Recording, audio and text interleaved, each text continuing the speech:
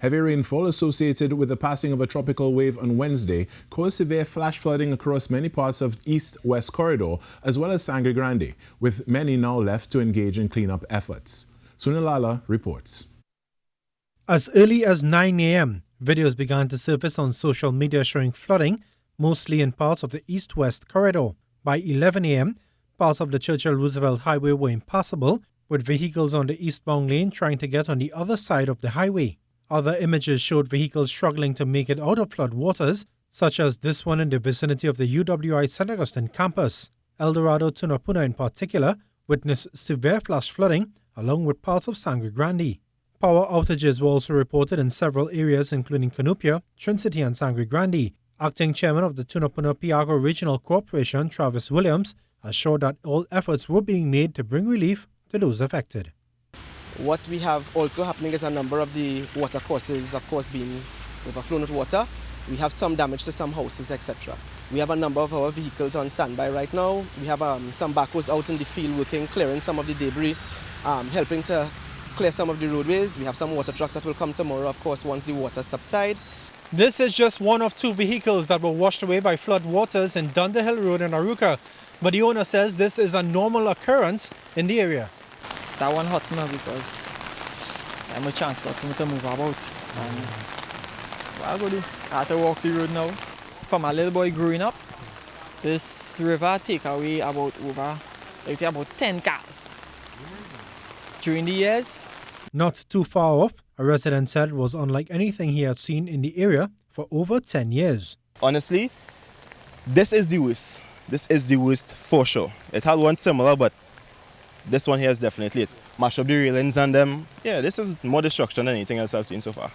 The adverse weather also caused the early dismissal of schools across the country, and the Ministry of Transport partially opening the priority bus route to members of the public until 12 a.m. on Thursday. Sunil Lalla, TTT News. Meanwhile, the Ministry of Rural Development and Local Government said the majority of flooding reports were in the Tunapuna-Piaco region. In an update at 2 p.m., it reported 48 incidents of flooding, 32 of which were in the Tunapuna-Piaco region. 6 landslides and 4 reports of fallen trees were also recorded in Tunapuna-Piaco, San Juan Laventil and Sangre Grande areas. River levels at 3 p.m. continued to rise, with Caroni, El Carmen and North Oropouche rivers being monitored closely. WASA meanwhile indicated around 3 p.m. that the heavy rainfall impacted some of its surface water treatment facilities. Operations were stopped at facilities in Northeast and Northwest, including Cora, Aripo, Guanapo, Las Cuevas and St. Anne's, due to clogged intake screens. Meanwhile, heavy rainfall also affected operations at the UWI St. Augustine campus, with campus management cancelling all classes.